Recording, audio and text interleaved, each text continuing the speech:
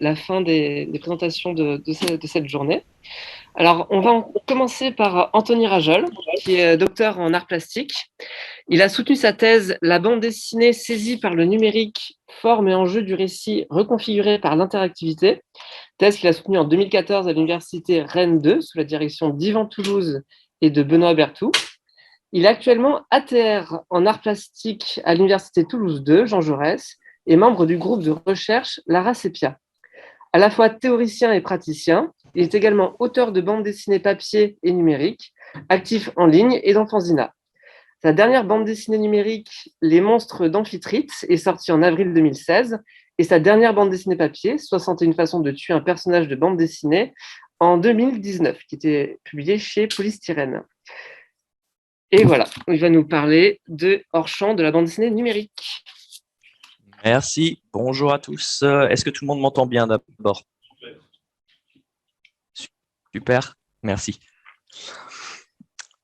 Alors, d'une certaine manière, la bande dessinée numérique tout entière peut être considérée comme un double de la bande dessinée, parce qu'elle remet en question nombre de ses aspects. Toutefois, ce n'est pas à la bande dessinée numérique comme double que je vais m'intéresser aujourd'hui, mais plutôt à l'évocation de doubles possibles pour la bande dessinée numérique au sein d'un corpus qui se situerait donc hors de son champ. Les logiques d'hybridation des arts et médias propres au numérique conduisent à une autre érosion progressive des frontières. La bande dessinée numérique entretient des liens forts avec l'audiovisuel, l'image animée, le jeu vidéo. Les licences déploient des univers transmédiatiques dans lesquels les contenus circulent entre les champs. Certaines bandes dessinées numériques majeures de cette dernière décennie ont été produites par le secteur de l'audiovisuel. Alors, je pense notamment à Falena, Les Autres Gens ou la revue Professeur Cyclope, par exemple. Julien Falgas a mis en évidence que les cadres de référence mobilisés par les acteurs et les lecteurs de bande dessinée numérique étaient autant ceux de la bande dessinée que de l'audiovisuel.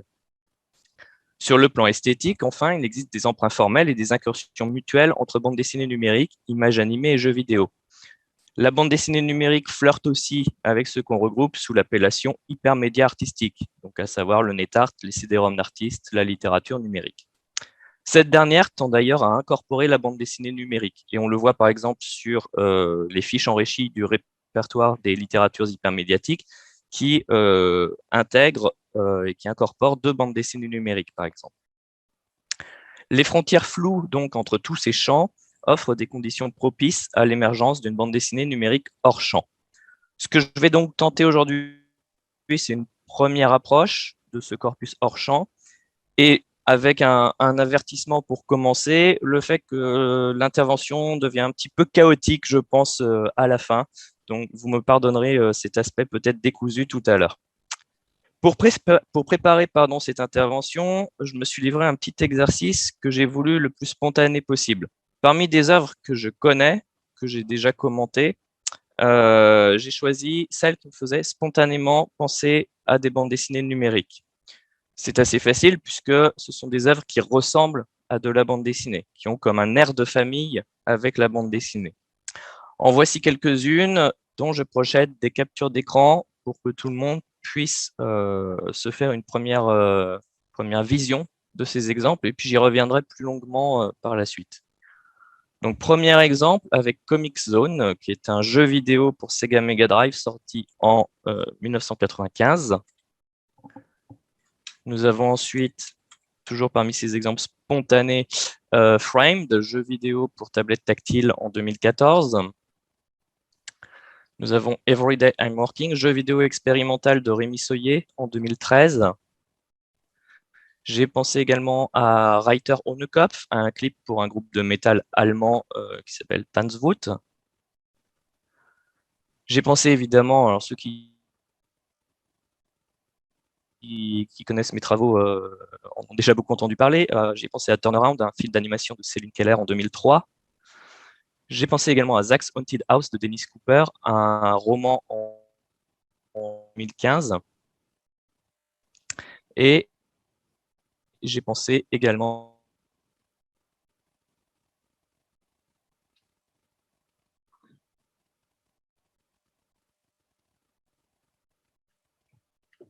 Anthony, je ne sais pas si vous nous entendez. Ça a coupé à partir du moment où vous commenciez à présenter cette œuvre que vous avez, que l'on peut voir.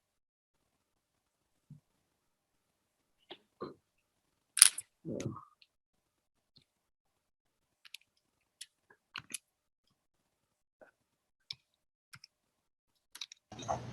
comme quoi, il n'y a pas que moi, ma foi. Merde.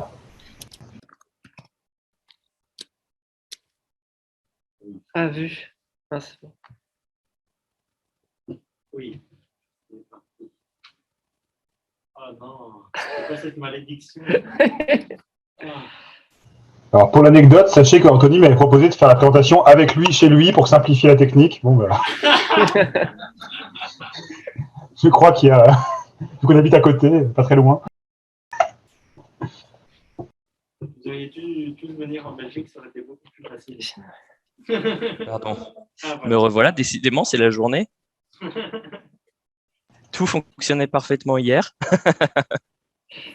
Alors, on vous a perdu au moment où c'était l'image, une grande image en noir et blanc. Ouais, je remets le diapo.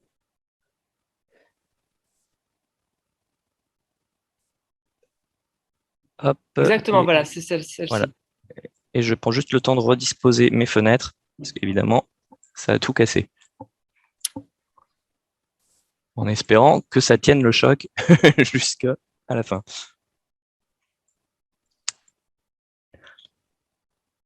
Alors je disais donc on peut se risquer un petit peu à relever les éléments, les caractéristiques qui font bande dessinée dans ces exemples qui sont des exemples hors champ.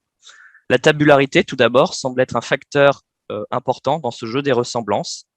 La composition en différentes zones juxtaposées, délimitées ou non, voire l'utilisation de véritables planches renvoie évidemment immanquablement à la bande dessinée. Second facteur de ressemblance, l'emploi de certains codes, tels que les cases ou les bulles. Et enfin, un troisième facteur qui est le style graphique, qui renvoie lui aussi souvent à la bande dessinée. Alors, on remarque, hein, quand on gratte un petit peu, que ces emplois sont souvent stéréotypés et miment la bande dessinée à travers les clichés qui lui sont attachés. On peut notamment se demander ce que ça signifierait un style qui fait bande dessinée. On ne sait pas très bien ce que c'est. Bon, ces quelques remarques un petit peu plus critiques, elles font surtout allusion à Comic Zone ou au clip de Tanzwood, par exemple, qui sont un peu plus caricaturaux dans leur façon de produire un effet bande dessinée.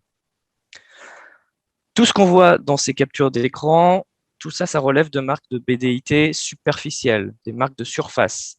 Comme je connais ces œuvres pour les avoir commentées ailleurs, je vais essayer de creuser un petit peu rapidement. Je vais commencer par Comic Zone. Hop, je vais revenir sur la diapo. Voilà. Comic Zone, pour commencer, ne fait que prendre la planche de bande dessinée comme prétexte. Il est difficile de voir dans le passage d'une case à la suivante une véritable séquence narrative. Il s'agit simplement d'une succession d'énigmes et de combats.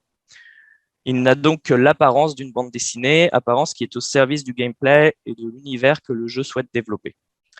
À l'inverse, Framed présente une succession de véritables planches à réarranger les cases de chaque page à la manière d'un taquin pour permettre la fuite du personnage. Donc c'est ici bien le lecteur qui intervient sur le découpage de la planche et qui écrit en quelque sorte la course. Enfin, l'auteur de Everyday I'm Working revendique un gameplay prétexte à construire une narration. Mais évidemment, avec cette interface et disposition, on ne peut pas s'empêcher d'y voir une ressemblance troublante avec une bande dessinée numérique qui, en l'occurrence, intégrerait la gestuelle sur l'interface matérielle dans la narration. La forme bande dessinée apparaît donc de différentes manières dans ces exemples. Elle est utilisée sciemment dans deux cas, les deux premiers comme prétexte ou comme objet du gameplay. Elle semble presque fortuite dans le troisième cas et donc perçue plutôt par l'observateur selon ses propres inférences. Reiter, Honekopf et Turnaround sont des films d'animation. Le premier est par ailleurs conçu en tant que clip musical. Les deux mobilisent les codes de la bande dessinée, des cases, des phylactères, qui évoluent à l'écran sous diverses modalités d'animation. En fait, ces deux exemples ne se contentent pas d'une ressemblance avec la bande dessinée numérique. Ce sont de véritables bandes dessinées numériques, puisqu'ils prennent la forme de motion comics au même titre que ceux de Marvel, par exemple. Ce sont donc bien des bandes dessinées numériques à part entière, mais qui sont produites dans d'autres champs et avec une vocation propre à ces champs. Donc on a là plutôt un déplacement de la bande dessinée numérique dans lequel elle n'est plus tout à fait prise pour elle-même, mais sert, entre guillemets, à autre chose. C'est un petit peu le même type de déplacement qui est opéré par la publicité quand elle s'empare de la bande dessinée, par exemple. Zach's Haunted House se présente comme une œuvre de littérature numérique qui est conçue dans ce champ, mais qui est composée exclusivement de regroupements verticaux de gifs animés récupérés par l'auteur. L'auteur parle de GIF novel pour désigner cette forme d'écriture et il compare ces regroupements de gifs à des phrases et à des paragraphes. La lecture repose principalement sur des associations d'idées qui vont être produites et des métaphores qui vont être produites par la juxtaposition des images. Donc, on a vraiment à faire une forme d'écriture visuelle qui se veut davantage poétique que narrative. Malgré ces aspects qui sont donc très littéraires finalement, le dispositif ne manque pas évidemment de rappeler le scroll comics avec ses longues bandes verticales à faire défiler et qui sont de plus constituées parfois de gifs animés comme on le voit ici. Évidemment, on pensera aussi au roman photo à propos de cet exemple. Le dernier exemple, My Boyfriend Came Back from the Wars, c'est une œuvre emblématique d'une pionnière du net art. Alors, elle est tantôt considérée comme une œuvre du net art, tantôt comme une œuvre de la littérature numérique, donc à cheval déjà entre deux champs. Son autrice dira dès 1997 qu'elle n'est pas une véritable œuvre de net art parce qu'elle est utilisable hors ligne. Alors ici, la ressemblance avec la bande dessinée numérique réside dans une analogie que l'on peut faire entre son interface et une planche de bande dessinée. Lialina utilise ici des frames pour organiser l'affichage des images et du texte. En revanche, la page ne se lit pas de gauche à droite et de haut en bas, mais au fil des subdivisions et réorganisations successives de l'interface au moyen de ces frames, au fil de la navigation. Il en résulte un dispositif narratif qui répond parfaitement à une figure de la bande dessinée numérique que j'ai identifiée par ailleurs sous le terme de planche évolutive, et qu'on retrouve notamment dans certains turbomédias. Alors, on sait que Lialina n'est pas tout à fait étrangère à la bande dessinée, puisqu'elle a réalisé un webcomic entre 2001 et 2003, mais My Boyfriend précède quand même de quelques années ce webcomic. Bon, j'en étais là, moi, de la préparation de mon intervention, quand je me suis demandé si tout ça avait vraiment du sens. Plus précisément, au fil de l'écriture, une question est venue remplacer cette tentative de rechercher méthodiquement les critères ou les marques de BDIT. Et cette question, c'est la suivante. Est-ce que la notion de hors-champ est finalement réellement pertinente à propos du numérique ? En tant que créateur moi-même et fréquentant les hypermédias artistiques, je trouve que ceux-ci offrent des récits qui associent texte, images, narration et interactivité dans des formes bien plus diversifiées et bien plus riches plastiquement et narrativement que ne le fait la bande dessinée numérique. La variété des interfaces que proposent les hypermédias artistiques y est évidemment pour quelque chose. Alors, My Boyfriend, par exemple, puisqu'on est dessus, représente pour moi ce que pourrait être ou ce que devrait être la bande dessinée numérique, finalement. Et que se passe-t-il quand, justement, une bande dessinée numérique du champ sort un petit peu du lot et offre une interface, une expérience un peu différente au spectateur? Je propose de prendre l'exemple de l'immeuble de Vidu et Batraf, que vous voyez donc à gauche. Sans entrer dans son fonctionnement et son synopsis, simplement, c'est une bande dessinée numérique qui est tout à fait comparable dans son dispositif à, par exemple, un CD-ROM artistique comme 18h39 que vous voyez à droite. Finalement, leurs interfaces sont certes différentes, mais l'immeuble offre une expérience narrative, une expérience exploratoire au spectateur qui est vraiment très proche de la seconde, qui a été réalisée, quant à elle, 20 ans plus tôt. Ce faisant, l'immeuble offre aussi une expérience inhabituelle dans le champ de la bande dessinée numérique, assez éloignée de ses canons. Dit autrement, finalement, l'immeuble est davantage proche dans l'esprit, si tant est que ça veuille dire quelque chose, des hypermédias artistiques. On a donc un éloignement d'un côté, un rapprochement de l'autre. Moi, ça me mène à la question suivante. Est-ce qu'on peut aller jusqu'à dire que l'hypermédia artistique constitue l'horizon ou l'un des horizons de la bande dessinée numérique? Et si tel est le cas, alors la bande dessinée numérique tente à se fondre davantage dans le vaste champ des hypermédias artistiques, illustrant donc à nouveau ce phénomène d'hybridation numérique, une hybridation des formes, mais aussi une hybridation des pratiques artistiques, une hybridation des disciplines. Et si tel est le cas, alors une question fondamentale se pose, et ce sera la dernière question, les notions même de champ dans le contexte numérique. Je vous remercie. Et évidemment, on peut maintenant échanger autant à propos de la première partie que de la deuxième partie, peut-être plus confuse en l'état des choses. Merci beaucoup, Anthony, pour ce tour d'horizon assez passionnant et très stimulant. Est-ce que quelqu'un a une question pour commencer? Non, alors moi j'aurais juste une question assez pratique.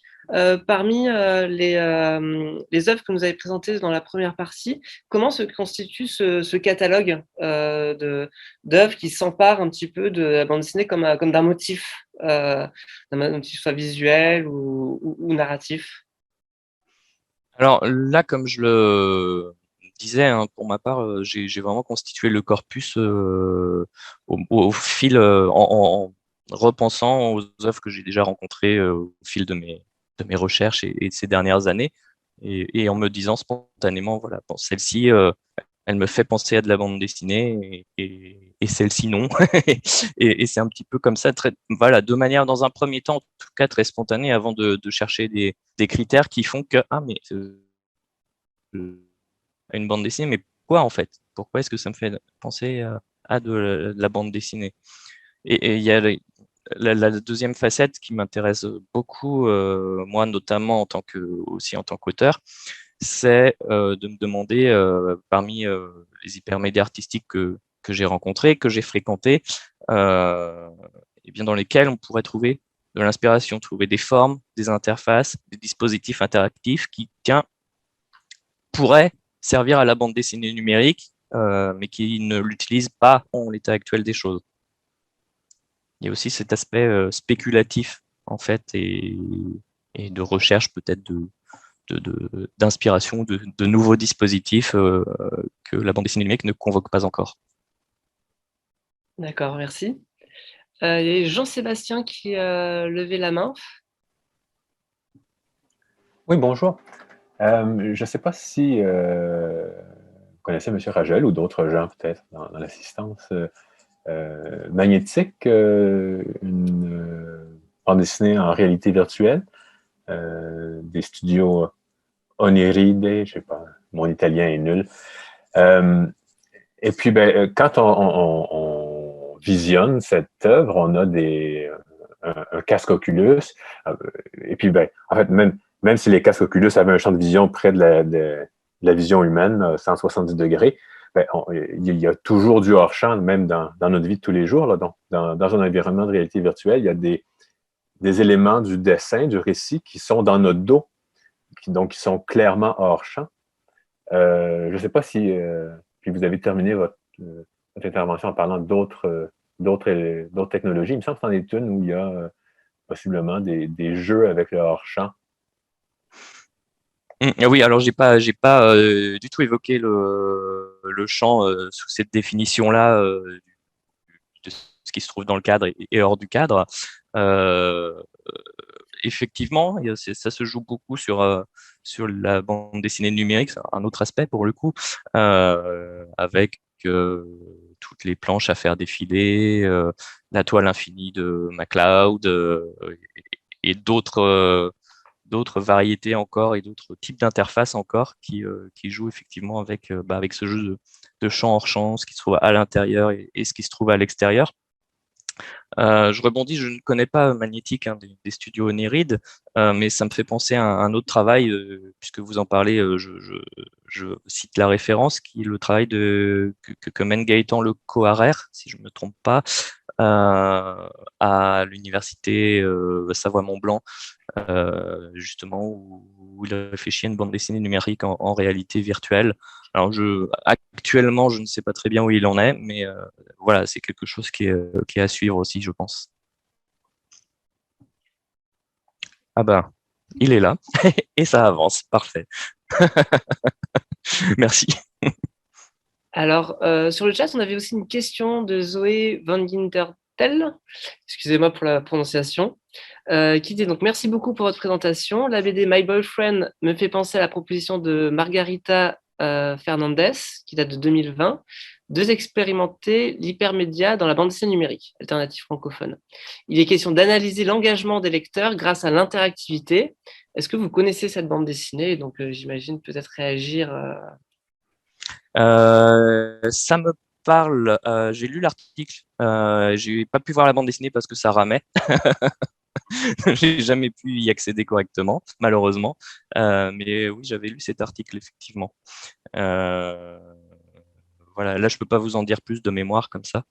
Mais, donc peut-être sur l'interactivité que ces bandes dessinées proposent dans cette quelles peuvent être donc peut-être l'ouverture que propose cette interactivité-là sur le champ de l'esthétique ou de la narration que vous pouvez entrevoir parmi les questions que vous avez posées sur la fin. Est-ce qu'il y a peut-être des pistes que vous entrevoyez déjà? moi, il y a beaucoup de choses qui m'interpellent, mais ça me donne envie de finalement plutôt d'éclater les codes de la bande dessinée.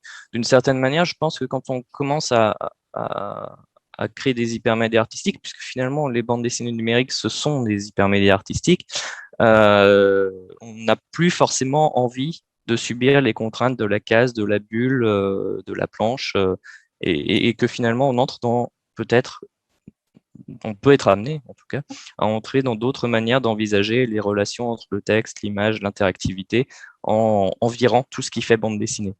En tout cas, c'est un petit peu là où j'en suis en ce moment. Alors, ça fait quelques années maintenant que j'ai pas refait de bande dessinée numérique moi-même, mais bon, voilà, je pense de plus en plus sérieusement que les prochaines réalisations que je pourrais faire entreraient beaucoup plus franchement dans le cadre de l'hypermédia artistique en général, en quittant davantage le code de la bande dessinée, je pense.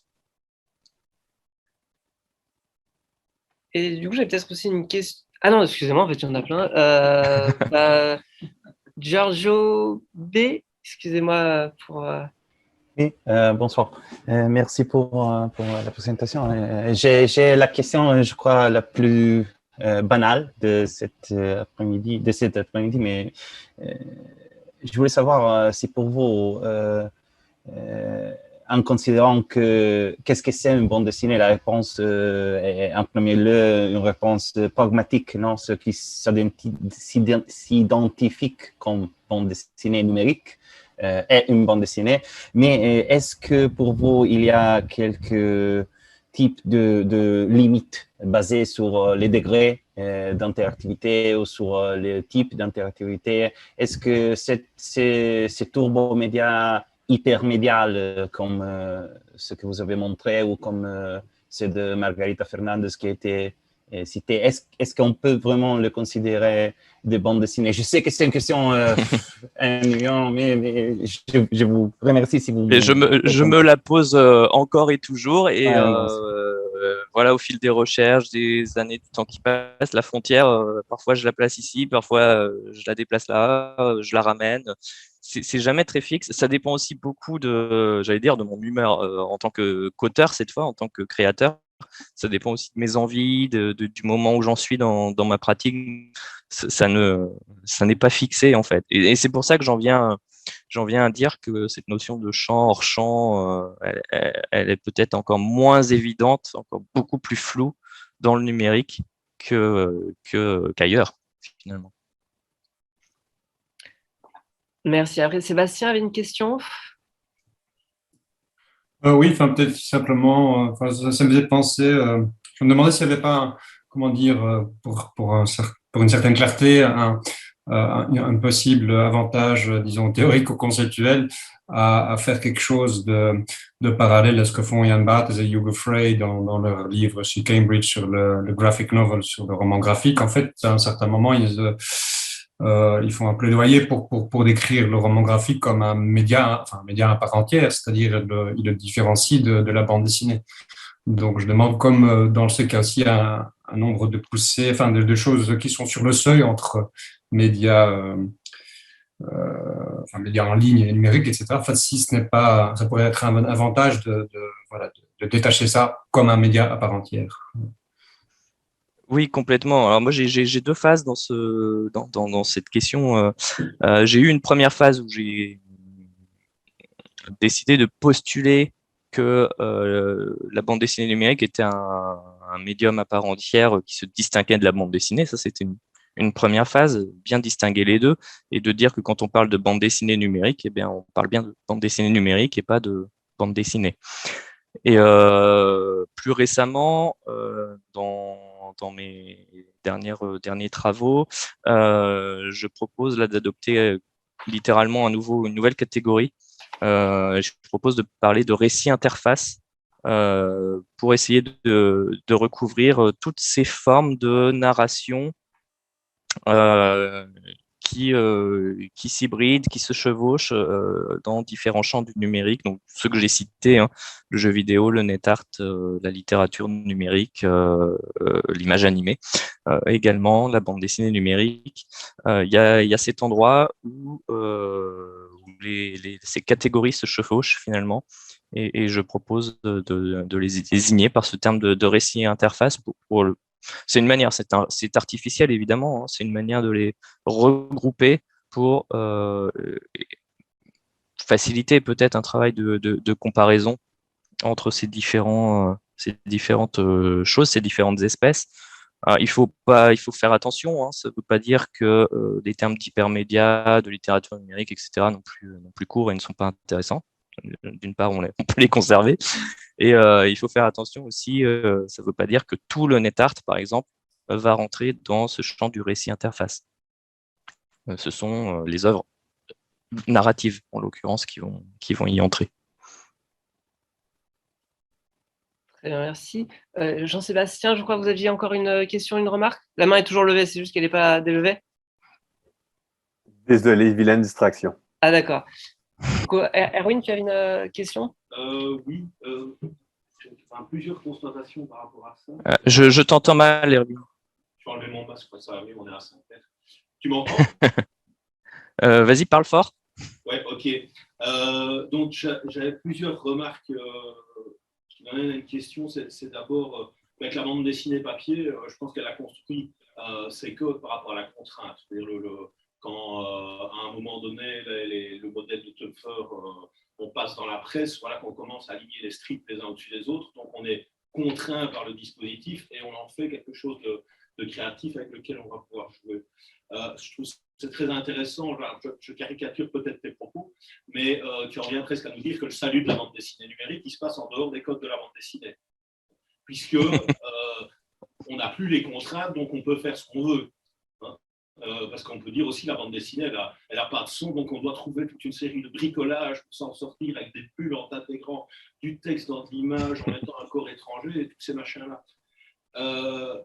Un autre constat que je fais, c'est que finalement, la bande dessinée numérique, c'est tout sauf nouveau, puisque maintenant, elle a il y a 25-30 ans presque. Finalement, je trouve que on continue à parler de bande dessinée numérique, donc finalement d'envisager comme un média à part. Les connexions entre l'un et l'autre, je n'ai pas l'impression qu'elles sont si nombreuses que ça. Quand les éditeurs traditionnels s'en emparent, c'est finalement pour mettre des planches de bande dessinée en ligne, donc en faisant rien d'autre. Il y a quelques exemples, mais il n'y a pas vraiment d'éditeurs qui, me semble-t-il, ont vraiment pris à bras-le-corps une double pratique sur le numérique et sur le papier. Et alors, la réflexion, peut-être t'entendre là-dessus, c'est que moi, ça me fait vraiment penser à cette espèce de période tampon, je ne sais pas, qui doit dater des années 20-30, où le cinéma d'animation est en train de se chercher. Et par exemple, moi, j'ai le souvenir de dessins animés inspirés de Benjamin Rabier ou de Saint-Augan, Zig et Puce, où on a des bulles dans le dessin animé, quelque chose qui va disparaître complètement à un moment donné, parce que voilà, le cinéma d'animation va figer, pour le meilleur ou pour le pire, ses codes, et à un moment donné évacue ces bulles notamment, ou d'autres choses, enfin, je n'ai même plus des choses. Oui, on en reparlait tout à l'heure, parce que c'est venu encore dans les années 50 finalement, où à un moment donné, les éditeurs comme Dupuis ou Lombard photographiaient des cases de bande dessinée et faisaient des espèces d'animations un peu bricolo là-dedans. Donc je peux t'entendre, est-ce qu'il n'y a pas, proportion gardée, un phénomène un petit peu similaire qui se passe avec le numérique? Parce que finalement, on n'est pas en train de renouer la même pièce. Oui, tu vas me relancer là sur mes revendications, Erwin. Ça fait effectivement longtemps que je pense que j'appelle à voir naître une bande dessinée numérique alternative à ces formats que tu évoques, des éditeurs qui se contentent de scanner des planches ou de les découper, les morceler. Et je crois que effectivement, une telle alternative, ce serait une alternative qui, je ne sais pas si elle doit se débarrasser des contraintes de la bande dessinée, mais elle doit intégrer celle du numérique. Et ça, c'est pas le cas. Et j'attends toujours. Ça fait 12 ans que je le dis. Donc voilà. Donc effectivement, j'en viens à penser, mais ça c'est lié aussi là où j'en suis dans ma pratique. J'en viens à penser qu'en fait, les codes de la bande dessinée à l'écran, en fait, c'est trop contraignant. C'est une contrainte qui n'est peut-être pas utile, pas nécessaire. Voilà. Après, peut-être que dans quelques mois, quelques années, je ferai une nouvelle réalisation qui dira tout le contraire. Mais, en l'occurrence, je suis un peu en train de penser que c'est un carcan, alors que l'image, le texte, l'interactivité, la narration, ça fait très longtemps qu'ils s'épanouissent à l'écran, sur tout un tas de supports, sur tout un tas de formes, le CD-ROM, le site internet, un site web déjà, une forme d'épanouissement du texte et de l'image adapté sur un format interactif. Voilà, je me demande si on a besoin de garder toutes ces contraintes BDiques. Mais je me répète. Peut-être une explication, je ne sais pas si tu m'entends. Ouais. Peut-être une explication, mais c'est un embryon d'explication. J'ai comme l'impression qu'il y a quand même deux cultures qui ne se rencontrent pas. D'un côté, la culture de la bande dessinée qui est quand même assez rétrograde, tournée vers le papier. Et de l'autre côté, une culture du code, de l'informatique, qui est peut-être plus moderne, mais qui n'est pas tournée vers le papier et qui n'a pas forcément une culture BD et qui ne part pas de ça, de faire ces trucs. Donc, à un moment donné, s'il n'y a pas des geeks qui parlent avec des auteurs de BD, il ne va rien se passer. Donc, comment on rend possible la rencontre entre des geeks et des auteurs de BD? C'est aux gens d'essayer de les organiser. Alors, il y a des tentatives, ouais. Mais c'est toujours des tentatives très, très... il n'y en a pas eu beaucoup. Ouais. Peut-être je me trompe, peut-être qu'il y a des réseaux où ça se pratique, mais je n'en connais pas. En tout cas, moi, ça m'intéresse d'aller à la rencontre de ces trucs-là. C'est-à-dire, j'ai l'impression que ça ne s'organise pas. Quoi. Il y a un peu la collection FDB qui fait un peu ça. Ouais. Et, c'est un peu les seuls. Voilà, c'est un peu mon sentiment, mais aussi. J'ai pas de chiffres là-dessus, mais bon, dans mes conversations avec les uns, les autres, les auteurs que je peux connaître, c'est vrai que le numérique, c'est toujours un peu un repoussoir ou alors juste un moyen de diffusion. Ça, on est encore clairement là. On remarque aussi, bon, comme je l'ai dit en introduction, que les initiatives les plus peut-être innovantes, elles proviennent du secteur audiovisuel. Elles sont produites en tout cas par le secteur audiovisuel, même si derrière il y a des auteurs de bande dessinée. Donc effectivement, il faut ces rencontres. La preuve, quand il y en a, comme Professeur Cyclope par exemple, ça peut fonctionner, mais il faut faire ces rencontres entre les champs. Il y a un autre aspect, à mon avis, c'est que dans les écoles d'art,